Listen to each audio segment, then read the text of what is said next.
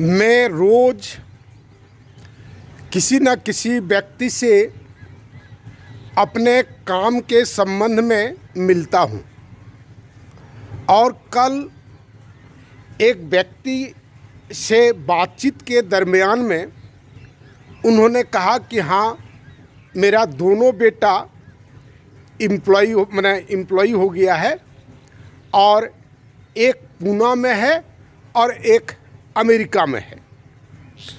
पूना में जो है उसके लिए 4 करोड़ में एक फ्लैट खरीदे हैं और बेटा ही खरीदा है।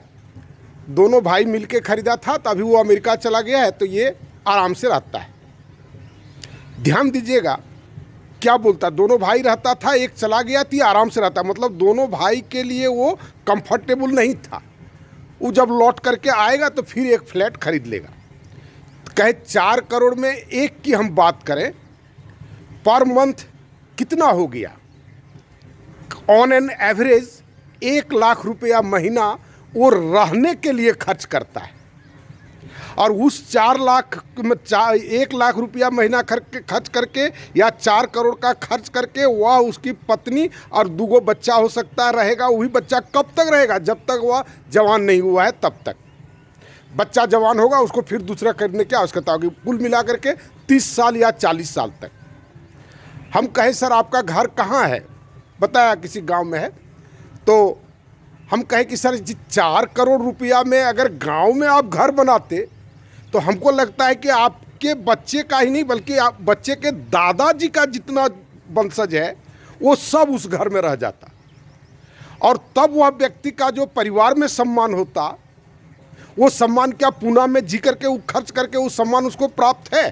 एक लोग कहते हैं कि समाज खत्म हो गया, ये हो गया, लेकिन इसके लिए जिम्मेवार कौन है? ये सोशल सिस्टम, ये जो आर्थिक संरचना समाज की है या राष्ट्र की है, वो जिम्मेवार है। हमको लगता है कि हमारा भाई बेईमान है, हमारा पिताजी बेईमान है, सब संपत्ति इसको दे दिए, उसको दे दिए, ऐसा हमको लगता है। हमारा पड़ोसी बेईमान है। नहीं, ये जो आर्थिक संरचना है वो सारा जिम्मेवारी है वो बेईमानी का सूत्रपात करने में। लगता है बाहर से कि वो बेईमानी है, लेकिन बेईमानी वो नहीं है। वो बेचारा कैसे करेगा, वहाँ कैसे रह सकता है? एक सिचुएशन वैसा हुआ। तो अब मान लेते हैं कि 1 लाख रुपये का अगर वह हाउस रेंट देता है तो उसी के रेशियो में उसका कितना पेमेंट होगा? तो हम कहें सर ये कैसा लगता है? सोच करके लॉजिकल लगता है। बोल क्या कीजिएगा, यही अभी प्रचलन है, यही अभी प्रचलन है। और 1 लाख रुपया रेंट में देता है। पर कैपिटा इनकम इंडिया का 2 लाख के आसपास है। वो 2 लाख के आसपास अगर है तो उसमें अंबानी अडानी या जो उद्योगपति घराने हैं 10 गो या 20 गो, उनका इनकम भी इसमें इंक्लूड है। तब किसी व्यक्ति का 2 लाख रुपया आता है। 2 लाख रुपया मतलब 15,000 16,000 रुपया महीना। अगर अंबानी अडानी को हटा दीजिएगा तो एवरेज 10 या 11,000 रुपया भी नहीं आएगा।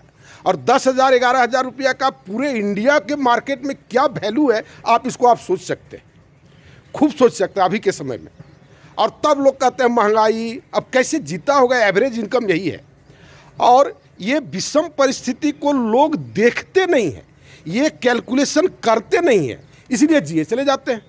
और वही कष्ट 11,000 रुपया पर मंथ कमाने वाले के साथ जो तनाव है वो जो 90,000 रुपया दे करके वहाँ जो रहता है पूना में, उसका भी वही तनाव है।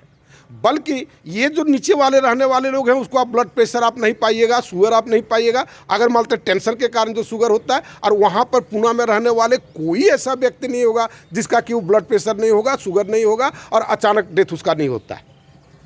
तो ये जो भयानक जो सामाजिक स्थिति है लोग देखते नहीं। लोगों को बात किस चीज़ का करना चाहिए और लोग किस चीज़ की बात करते हैं। पूरा राष्ट्र मशगूल है एपेस्टिन फाइल। सबको लगता है, लोभ लगता है, यो हमारे पास भी पैसा होता तो हम भी जाते, इसलिए इसकी चर्चा लोग इतना करते हैं। हमको आश्चर्य लगता है लोगों की मानसिकता, किस चीज़ की आवश्यकता है देश को, किस पर हमें बहस करना चाहिए, किस पर हमें निष्कर्ष निकालना चाहिए और हम किस पर निकालते हैं। तो ये बहुत भयानक स्थिति है। एक आर्थिक संरचना के साथ साथ एक कल्चरल रेवोल्यूशन मस्ट है। सांस्कृतिक मैंने कह सकते हैं कि क्रांति बहुत मस्ट है। ये कैसे लोग समझेगा, और ये इन सब बातों को समाधान अगर आप देखेंगे तो मेरा सोशल सिस्टम को आप देखें, कुछ लोग देख रहे हैं लेकिन लाइक नहीं करते हैं। हमको पता नहीं चलता है कि देखें तो उनको पसंद आया या नहीं पसंद आया, ये पता नहीं चल पाता। कम से कम देखें तो लाइक करें, उस पर कुछ लिखें, तब ना एक विचार बनता। हमारे पास कोई हड़बड़ी नहीं है जो हमको 5 साल में प्राइम मिनिस्टर बनना है या यही 10 दिन का मेहनत करके हमको ये पद प्राप्त करना, हमको कोई हड़बड़ी नहीं है। हम अपने जीवन काल में एक भी पायलट प्रोजेक्ट अगर हम खड़ा कर लेंगे तो समझेंगे हमारा जीवन सफल हो गया। इसलिए हमको कोई हड़बड़ी नहीं है। स्थिरता से देखें, गंभीरता से विचार करें और उस पर सोचें और गंभीरता से निर्णय लें, और जितना जल्दी हो मेरे साथ जुटने का आप प्रयास करें। धन्यवाद।